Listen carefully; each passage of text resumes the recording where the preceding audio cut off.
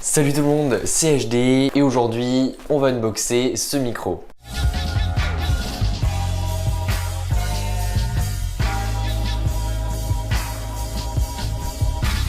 Donc c'est un micro dont j'ai accepté le partenariat tout simplement parce que vous allez peut-être le voir en conférence ou alors quand j'irai faire des vidéos dehors, parce que je me suis dit que mon micro actuel, le micro cravate que j'ai, cachait un petit peu moins les bruits extérieurs, donc c'est-à-dire le vent, les enfants qui couraient à côté, et je me disais que ce serait mieux pour faire des vidéos en extérieur d'avoir un de ces micros comme ça, et je voulais vous le présenter et vous le tester pour savoir ce qu'il vaut dans le domaine des micros. C'est de la marque Tonor, donc c'est de la marque de mon ancien micro cravate qui fait très bien le job, donc que j'ai depuis le début de ma chaîne YouTube, et tout simplement on va unboxer ça et je vais vous dire ce que j'en pense. Quand on a la boîte juste en face de nous, et on peut voir que déjà c'est un micro sans fil, c'est un micro qu'on n'aura pas besoin de brancher quelque part, ou alors on aura besoin tout simplement de brancher en jack l'adaptateur qui est juste fourni avec le micro. Donc ensuite on a un packaging très simple avec juste un micro. Quand on l'ouvre, on a directement le petit manuel d'utilisation. On a aussi donc la mousse qui va avec le micro. On a bien évidemment le micro qui est juste énorme. Franchement, je sais pas si vous voyez, ma main est comme ça, ma main est déjà assez grande. Donc si on met le micro juste comme ça, déjà c'est énorme. Donc on va le poser juste là. On peut voir aussi donc l'adaptateur qui va venir se brancher sur la surface, donc en jack. Donc vous avez le jack, le vrai jack, et vous avez dans son petit sachet aussi un adaptateur pour jack 3.5, et ça je trouve ça génial parce que vous n'avez pas ça partout, et ça se trouve pas partout. Vous allez venir brancher le jack comme ceci et vous allez avoir un jack 3.5. donc c'est hyper utile pour le brancher sur une caméra et pour le brancher sur un smartphone. Ensuite, dans le petit sachet, il vient aussi un câble, donc micro USB. On va pouvoir charger cet adaptateur. Le point qui est super, c'est que quand on dévisse le micro, effectivement, il y a de la batterie dans le micro vu que c'est un micro sans fil, sauf que il y a des piles. Et ces piles-là, elles sont déjà fournies à l'intérieur du package, et ça, c'est juste génial. Merci Tonor d'avoir pensé à mettre des piles pour vos produits. Donc simplement, on va refermer ça. Donc vous avez un petit support qui se met juste ici pour le poser sans l'abîmer.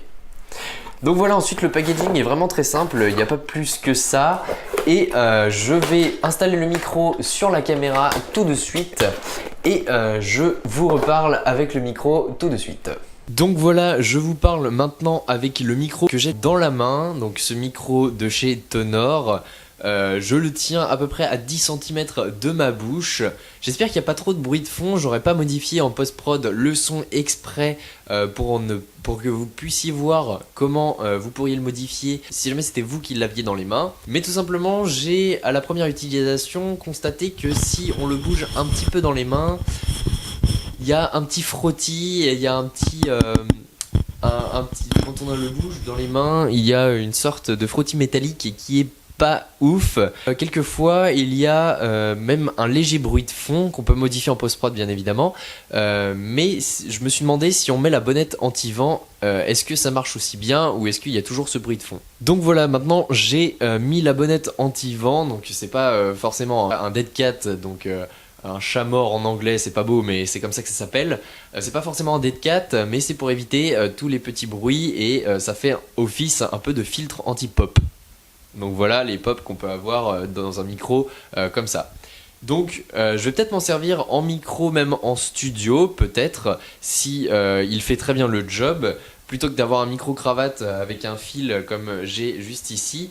Ça me permettrait de pouvoir poser le micro juste sur la table, d'augmenter un petit peu le volume et d'avoir un micro juste comme ça sur le côté à 50 cm de ma bouche, et qui puisse capter ma voix tout simplement en ayant la caméra ici et en pouvant mettre juste le fichier audio de l'appareil photo donc, que j'utilise, le Lumix G7, sur mon ordinateur, et ne pas avoir à accorder l'audio et la vidéo à chaque fois.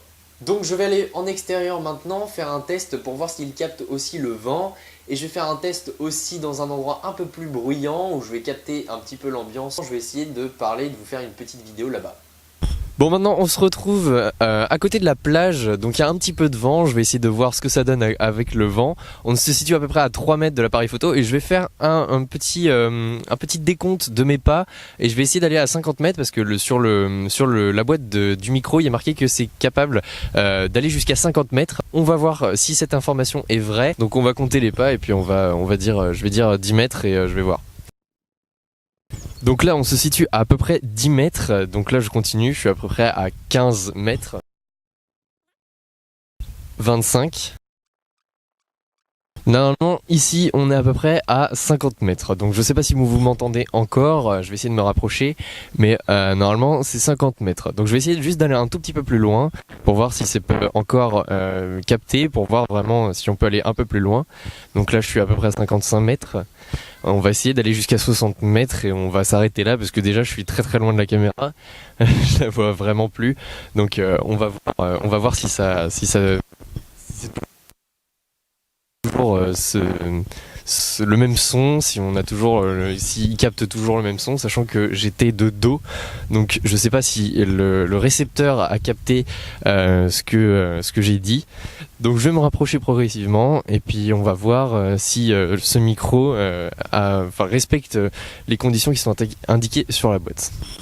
Donc maintenant que je me rapproche et que je suis sûr qu'on va m'entendre, tout simplement je vais essayer d'aller dans un endroit bruyant pour voir si ce micro est capable de capter tous les sons ambiants ou est juste au niveau de la bouche et juste au niveau de ce que je tiens dans les mains. Donc on va aller voir ça et puis on se retrouve juste après.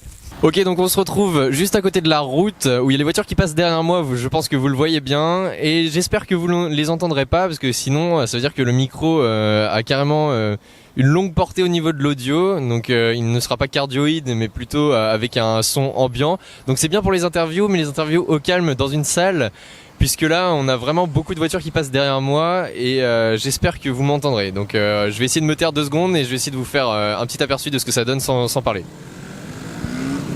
Donc pour conclure, je dirais que c'est un micro qui fait beaucoup de bruit quand on le tripote, mais par contre il y a une espèce d'autofocus, donc il essaye de voir petit à petit les bruits ambiants, donc c'est-à-dire que si votre bouche est à 10 cm du micro, elle va principalement capter ce qui reste à 10 cm du micro et ne va pas aller au-delà. Mais par contre, si vous allez un tout petit peu plus loin, comme vous l'avez vu sur la séquence d'avant, dès que je me suis tu, les bruits de moto et de voiture ont commencé à grossir alors qu'il n'y était pas du tout derrière moi quand j'ai record l'audio. Donc c'est un micro qui est très bien, qui sait s'adapter, mais par contre quand vous parlez avec, vous l'avez vu certainement quand j'ai directement basculé du micro cravate au micro de Tonor, vous l'avez peut-être vu, mais il y avait un espèce de petit bruit de fond, mais je pense que ça c'était mon PC qui était en train de tourner derrière. Quand j'ai posé le micro, on a davantage entendu le bruit de fond plutôt que ma voix. Donc c'est un peu dommage je trouve, mais dès qu'on passe dehors, ça va tout de suite mieux. Dès qu'on est dans un espace confiné, les sons se répercutent sur les murs et forcément ça fait un bruit de fond. Donc n'hésitez pas à me suivre sur les réseaux sociaux, c'est la fin de cette vidéo, salut tout le monde!